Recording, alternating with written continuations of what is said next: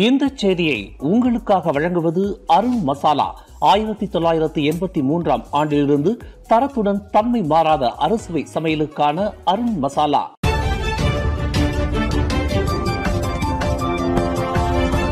வணக்கம். திசைகளின் ஒரு மணி செய்திகள். கூட்டரசு நீதிமன்றத்திலிருந்து முழு மரியாதையுடன் விடை பெற்றார் நாட்டின் முதலாவது பெண் தலைமை நீதிபதி தங்கு மைமுன்.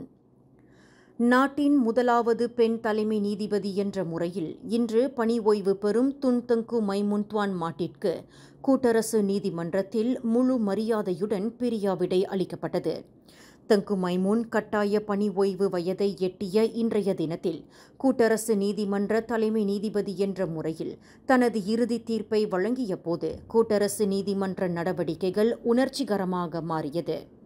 மூடா கட்சியின் பொதுச் செயலாளர் அமீர் ஹரீரி அப்துல் ஹடி சவால் விட்ட அரசியலமைப்பு சட்ட விதி தொடர்பான வழக்கில் அந்த விதி செல்லாது என்று 5 கொண்ட நீதிபதிகள் குழுவினருக்கு தலைமையேற்ற தங்கு மைமுன் தனது அதிரடி தீர்ப்பை வழங்கினார். நீதி பரிபாலனத்துறைக்கு தலைமையேற்ற தங்கு மைமுன் வழங்கிய கடைசி தீர்ப்பும் இதுவே.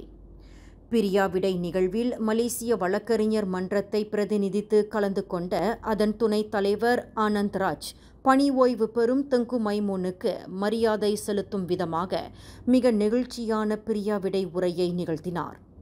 இன்று நாம் ஒரு தலைமை நீதிபதியின் சேவையின் முடிவை காண்பது மட்டும் அல்லாமல் மலேசிய நீதித்துறையின் முகத்தை முற்றிலுமாக மாற்றிய ஒரு அசாதாரண மரபையும் கொண்டிருக்கிறோம் என்று தங்கு மைமுனுக்கு ஆனந்தராஜ் புகழாரம் சூட்டினார். தங்கு மைமுன் நாட்டின் வரலாற்றில் முதல் பெண் தலைமை நீதிபதி மட்டுமல்ல, 1988 ஆண்டு மலேசியா நீதித்துறை நெருக்கடியால் களங்கப்படுத்தப்பட்ட நிலையில் நீதித்துறையின் கண்ணியத்தை காத்த பெருமை இவரையே சாரும் என்றார். தங்கு மைமுன் நீதி பரிபாலனத்திற்கு தலைமையேற்றது மூலம் பொதுமக்களின் நம்பிக்கையை மீட்டெடுத்து காமன்வெல்த்தின் சிறந்த நீதித்துறைக்கு இணையாக நிலைநிறுத்தியுள்ளார் என்று ஆனந்தராஜ் உணர்ச்சி வசப்பட்ட தோணியில் புகழ் மாலை சூட்டினார். அமைதி பேரணி நடத்தப்படுவதற்கு முன்னர் அதன் ஏற்பாட்டாளர்கள் 5 நாட்களுக்கு முன்கூட்டியே அது குறித்து போலீசுக்கு தகவல் அளிக்க தவறினால் அது குற்றத்தன்மையிலானது என்று பொது பேரணி சட்டத்தின் ஒரு பகுதியை கூட்டரசு நீதிமன்றம் இன்று ரத்து செய்தது. இப்படியொரு சட்ட விதிமுறையானது அரசியலமைப்பு சட்டத்திற்கு முரணானது என்று 5 கொண்ட நீதிபதிகள் குழுவினருக்கு தலைமையேற்ற நாட்டின் தலைமை நீதிபதி தங்கு மைமுன் தமது தீர்ப்பில் தெரிவித்தார். 2012 ஆண்டு பொது அமைதி சட்டத்தின் உள்ளடக்க விதி ஒன்றை மேற்கோள் காட்டி அந்த சட்ட விதியின் கீழ் தம் மீது போலீஸ் நடவடிக்கை எடுக்கப்பட்டது செல்லத்தக்கதா என்று மூடா கட்சியின் பொதுச் செயலாளர் அமீர் ஹடி தொடுத்த வழக்கில் மேற்கண்ட தீர்ப்பை மைமுன் வழங்கினார்.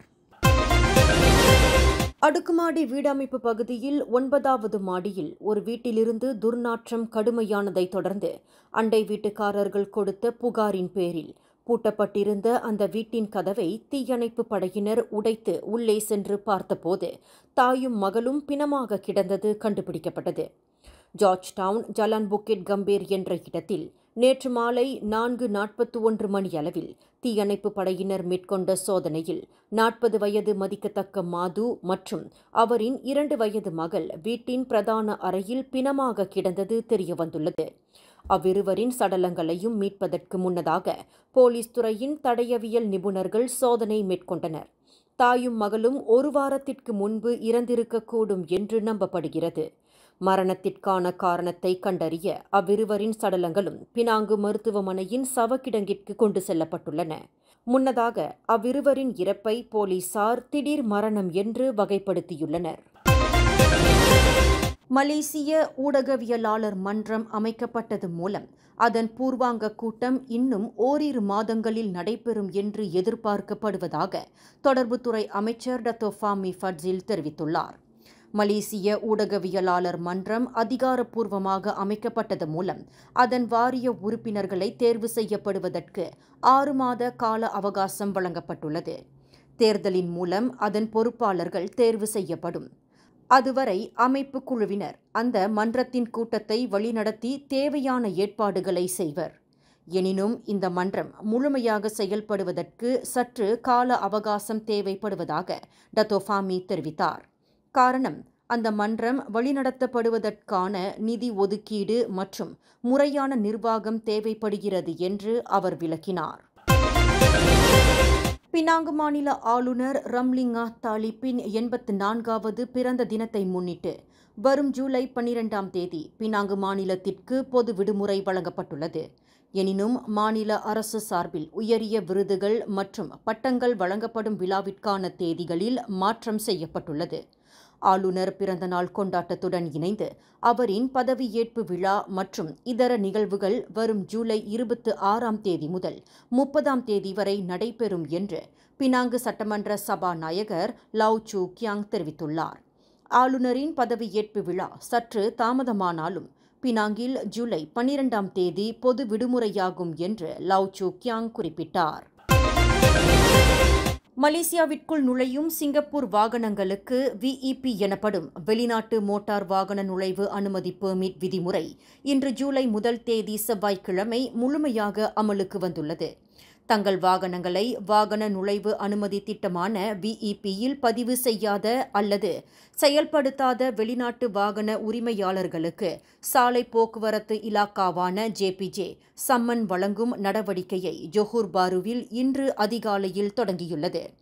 புதிய சட்ட விதி இன்று முதல் அமலுக்கு வந்து இருப்பதால் இந்த விதியை மீறும் வெளிநாட்டு வாகன ஓட்டிகளுக்கு தலா 300 ரிங்கிட் அபராதம் தொகைக்குரிய சம்மனை JPJ வெளியிட்டு வருகிறது. VEPயில் பதிவு செய்யாத சிங்கப்பூர் வாகனங்கள் மலேசியாவிற்குள் நுழையுமானால் அவற்றின் உரிமையாளர்கள் இந்த சம்மனை பெற்றுதான் ஆக வேண்டும் என்று சாலை போக்குவரத்து இலாக்காவின் தலைமை இயக்குநர் டத்தோ எடி ஃபேட்லி ரம்லி தெரிவித்துள்ளார்.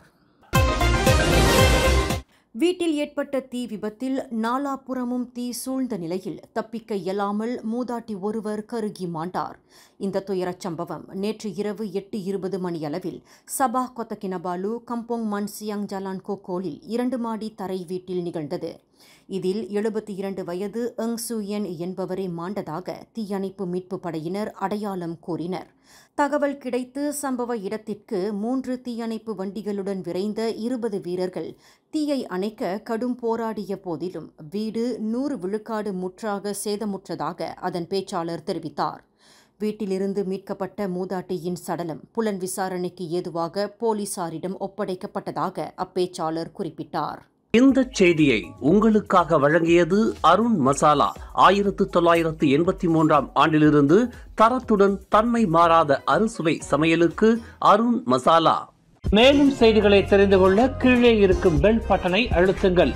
உங்கள் மகிழ்ச்சியை வெளிப்படுத்த லைக் மற்றும் ஷேர் செய்யுங்கள். தொடர்ந்து திசைகளோடு இணைந்திருக்க சப்ஸ்கிரைப் செய்யுங்கள்.